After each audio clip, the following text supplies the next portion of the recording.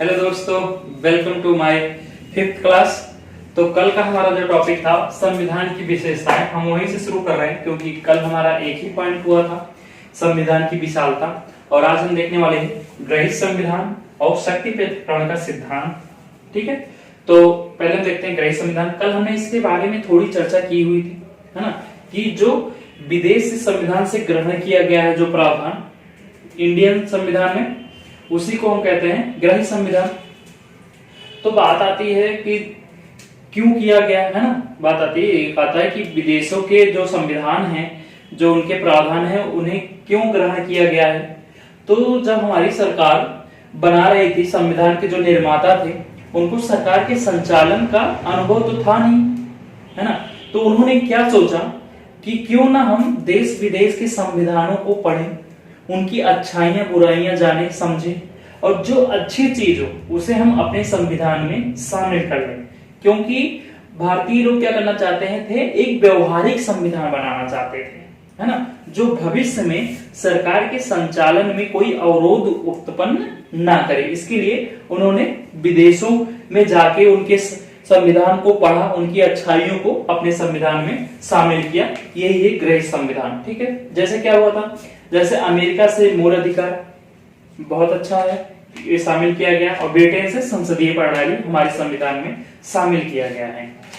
अब देखिए, आता है मेंस में क्वेश्चन यहां से पूछे जाते हैं, है ना। मेंस का क्वेश्चन है, इंपॉर्टेंट है, ये पूछा गया है यूपीएससी में कि भारतीय संविधान को उधार का बोरा क्यों कहा जाता है।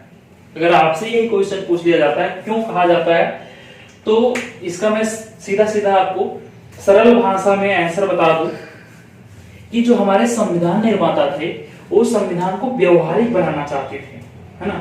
लेकिन कुछ लोग जो विदेशी लोग हैं क्या कहते हैं संविधान को हमारे, कि ये संविधान उधार का बोरा है। लेकिन ऐसा बिल्कुल नहीं है, क्योंकि जो हमने विदेशों से संविधान की अच्छाइयों को लिया, हमने सीधा सीधा अपने संविधान में उसे शामिल नहीं किया है, हमने उसे अपने अनुरूप, है ना, संशोधित किया है, अपने उसको व्यापक बनाया है, उसके प्रशासनिक के अनुसार भारतीय संविधान में शामिल किया गया व्यापक रूप से, है ना, कि हमारे व्यवहारिक रूप से उसे हमने शामिल किया है। जैसे आयरलैंड के संविधान से हमने नीति निदेशक तत्व को अपने संविधान में हमने शामिल किया था। लेकिन अगर हम देखें कि आयरलैंड के जो उनके अनुच्छेद एक, सिर्फ उनका जो नीति निदेशक तत्व है उनके सिर्फ एक अनुच्छेद में है, जो अनुच्छेद 45 में है। लेकिन जब हमने अपने संविधान में उसको शामिल किया तो हमारे संविधान में आर्टिकल 36 से लेके आर्टिकल 56 तक नीति निदेशक तत्व के बारे में हमारे दिया गया है। 56 नहीं है, 51 है ना। 36 से 51 तक हमारे संविधान में दिया गया है। तो इसे हम क्या कह सकते हैं कि सीधा सीधा हमने जो विदेशों से जो संविधान को हमने प्रावधान उनके लिए हैं, हम सीधे सीधे अपने संविधान में नहीं रखे हैं, उसमें हमने अपने अनुरूप संशोधन किया है, अपना व्यवहारिक बनाया है, जिससे हमको सरकार के संचालन में मदद करे। तो हम इसको भारतीय संविधान के उधार का बोरा इसलिए नहीं कह सकते। तो इसको देख लीजिएगा, इंपॉर्टेंट क्वेश्चन है।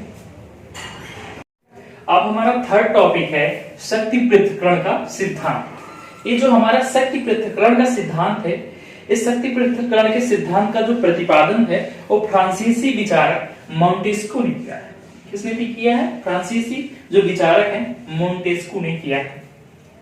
मोंटेस्क्यू क्या कहते हैं कि जो हमारी शक्तियां हैं वो 3 शक्तियों में निहित होनी चाहिए, है ना। किसी एक के हाथ में पूरी शक्ति नहीं देनी चाहिए, नहीं तो किसी एक के हाथ में शक्ति दे देने से क्या होता है, तानाशाह हो जाता है।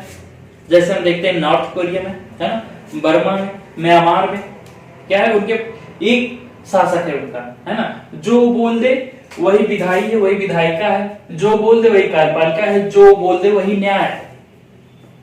लेकिन जो हमारे मोंटेस्क्यू थे उनका क्या मानना था कि हमारी जो शक्तियां हैं वो 3 चीजों में निहित होनी चाहिए। जैसे हमारी पहली शक्ति क्या है, विधायी, सेकंड क्या है, कार्यपालिकीय, थर्ड क्या है, न्यायिक, है ना। तो जो विधायी है वो विधायिका में शामिल हो, जो कार्यपालिकीय है वो कार्यपालिका में शामिल हो, और जो न्यायिक हो न्यायपालिका में शामिल हो। ठीक, ये मोंटेस्क्यू का विचार था। तो अब बात आती है कि मोंटेस्क्यू ने इस सिद्धांत का प्रतिपादन आखिर किया क्यों था। तो मोंटेस्क्यू ने इस सिद्धांत का प्रतिपादन नागरिकों के अधिकारों का हनन रोकने के लिए और कह सकते हैं कि उनके अधिकारों की रक्षा के लिए इन्होंने इस सिद्धांत का प्रतिपादन किया था। तो बात आती है कि अगर इसमें एक देखने वाली बात और उन्होंने बताई थी, जो एक उन्होंने सिद्धांत इसके आगे दिया कि अवरोध एवं संतुलन का सिद्धांत भी उन्होंने दिया। ये क्या होता है अवरोध एवं संतुलन का सिद्धांत?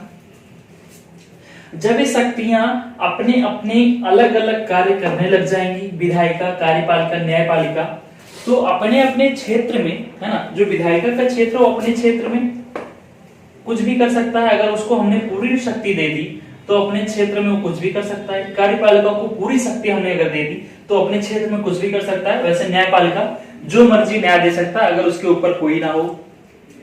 तो उन्होंने क्या कहा कि विधायिका, कार्यपालिका, न्यायपालिका अपने क्षेत्र में निरंकुश हो सकती हैं, जिसे रोकने के लिए ही उन्होंने अवरोध एवं संतुलन का सिद्धांत बनाया। अब अवरोध और संतुलन का सिद्धांत क्या कहता है कि ये जो विधायिका है वो कार्यपालिका पे नजर रखेगी, है ना, जो कार्यपालिका है वो न्यायपालिका पे नजर रखेगी, और जो न्यायपालिका है वो विधायिका पे नजर रखेगी, विधायिका न्यायपालिका पे रखेगी।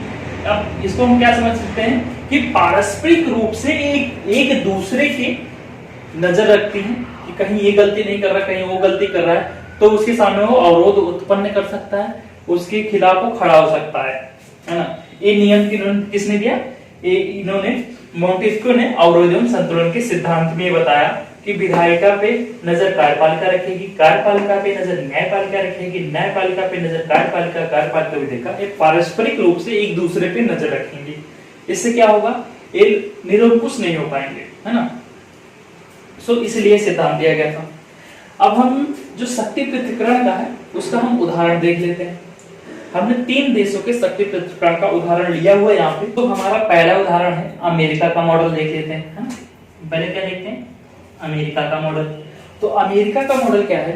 अमेरिका में शक्ति पृथक्करण का कठोर मॉडल अपनाया गया है। अब इसका क्या मतलब हुआ कठोर मॉडल का? इसका ये मतलब हुआ कि जो अमेरिका में कार्यपालिका है उसे हम क्या कहते हैं? कांग्रेस कहते हैं। जो कांग्रेस है और जो राष्ट्रपति हैं कार्यपालिका के जो हेड होते हो, है ना, उसे ही तो हम राष्ट्रपति कहते हैं वहां पे। तो कार्यपालिका और कांग्रेस के बीच में हमेशा टकराव होता रहता है ना। कठोर की वजह से वहां पे टकराव होता रहता है, क्योंकि जो अपना कांग्रेस है ना, जो कांग्रेस है वो बिना कार्यपालिका की मदद से कोई कानून नहीं बना सकता है।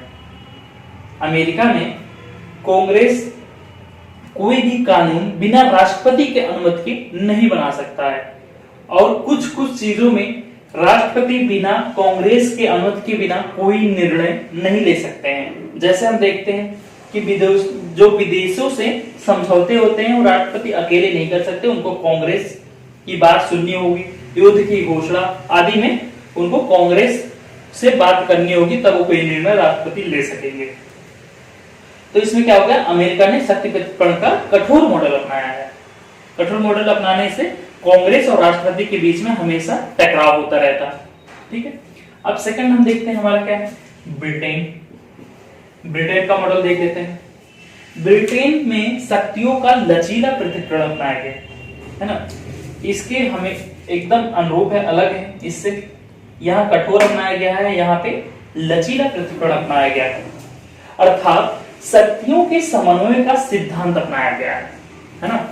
क्या अपनाया गया है? शक्तियों के समन्वय का सिद्धांत अपनाया गया है, अर्थात हम कह सकते हैं कि कार्यपालिका और संसद के मध्य सहयोग और सामंजस्य की स्थापना की गई है ना।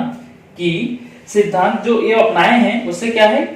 कार्यपालिका और संसद के बीच एक सामंजस्य उत्पन्न किया गया है, और वे एक दूसरे के प्रति उत्तरदायी भी होते हैं। 2008 तक ब्रिटेन में स्वतंत्र न्यायपालिका भी नहीं थी, किंतु अब स्वतंत्र न्यायपालिका की स्थापना की गई है। क्या हुआ था 2008 से पहले ब्रिटेन में स्वतंत्र न्यायपालिका नहीं थी, है ना।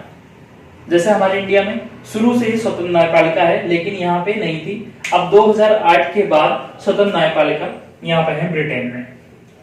अब थर्ड देख लेते हैं अपना मॉडल, भारतीय मॉडल, है ना। थर्ड है भारतीय मॉडल। अब भारतीय मॉडल क्या कहता है? भारतीय मॉडल में ब्रिटिश और अमेरिकी दोनों मॉडल के लक्षण समान है। अब यहां देखने वाली बात होती है कि अमेरिका में क्या था? कठोर मॉडल अपनाया, ब्रिटेन में क्या था? लचीला मॉडल अपनाया। लेकिन भारतीय मॉडल में क्या हुआ कि ब्रिटिश और अमेरिकी दोनों मॉडल के लक्षण समाहित हैं उसके अंदर। अमेरिका की भांति स्वतंत्र और निष्पक्ष न्यायपालिका अपनाई है ना। अमेरिका में क्या है? स्वतंत्र और निष्पक्ष न्यायपालिका है, और भारतीय मॉडल में भी स्वतंत्र और निष्पक्ष न्यायपालिका है। जबकि ब्रिटेन की भांति कार्यपालिका और विधायिका के मध्य समन्वय है। आप देखते हो हमारे भारत में क्या है? कार्यपालिका और विधायिका के बीच में एक समन्वय है ना। दोनों में अच्छी बैठती है, एक दूसरे के अनुरूप वर्क करते हैं। तो हम ये भी कह सकते हैं कि ब्रिटेन की तरह ही इनके दोनों शक्तियों क्या है? समन्वय है ना। समन्वय का सिद्धांत भी ये अपनाते हैं, कार्यपालिका और विधायिका।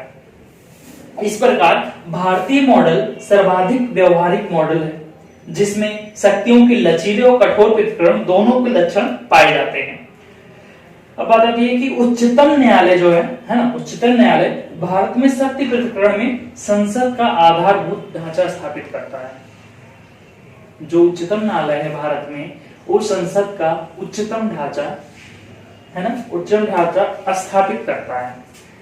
तो ये समझ में आ गया होगा कि अमेरिका क्या अपनाता है, कौन सा मॉडल अपनाता है? तो कठोर मॉडल अपनाता है, और ब्रिटेन लचीला मॉडल अपनाता है। और भारतीय मॉडल में क्या है? भारतीय मॉडल में ब्रिटिश और अमेरिकी दोनों मॉडल के लक्षण समाहित होते हैं। आई होप आपको ये समझ में आया होगा, है ना। आज हम संविधान की विशेषता को खत्म करते हैं यहीं पे। कल हम देखते हैं थोड़ा संसदीय एवं आध्यात्मिक प्रणाली के बारे में जानेंगे थोड़ा, है ना।